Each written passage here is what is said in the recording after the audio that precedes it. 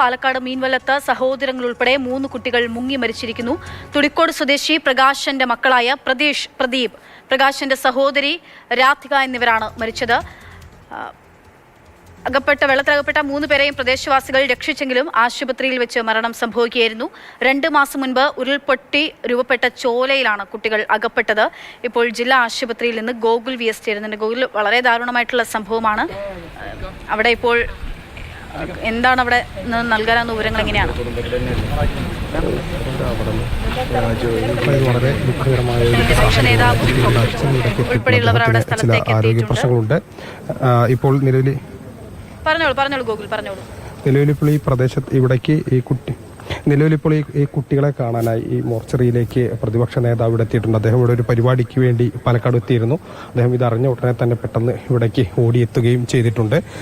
ഏറ്റവും ദുഃഖകരമായ കാര്യം, ഈ കുട്ടികളുടെ അച്ഛൻ ഹൃദ്രോഗിയാണ്. അദ്ദേഹം ഈ ജില്ലാ ആശുപത്രിയിൽ തന്നെ കഴിഞ്ഞ ദിവസങ്ങളിൽ ചികിത്സയിലുണ്ടായിരുന്ന ആളാണ്.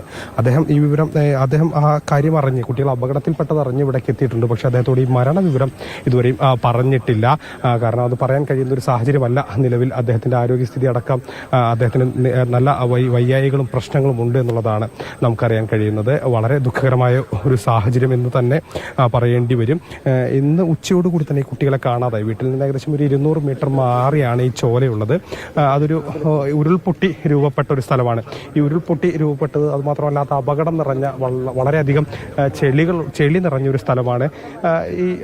ഈ കുട്ടികളവിടെ എത്തിച്ച ചേട്ടൻ നമ്മളോടൊപ്പം ചേരുന്നുണ്ട്. ചേട്ടാ, അതൊരു ആരും അങ്ങനെ ഇറങ്ങാത്തൊരു സ്ഥലമാണല്ലേ? അതായത് പണ്ട് കാലത്ത് അന്ന് നെല്ല് കൃഷിയുള്ള സമയത്ത് അന്ന് കാലത്ത് ചെറിയായിട്ട് ഉപയോഗിച്ചാണ്.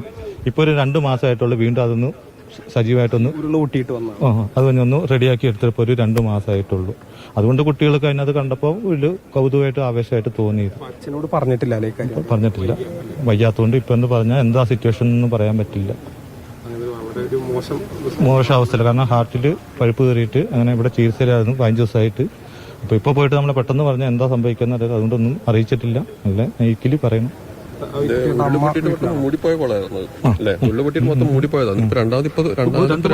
ശരിയാക്കിട്ട് അപ്പൊ ഈ കുട്ടികളുള്ള സമയത്തൊന്നും ആ കുളം കണ്ടിട്ടില്ല.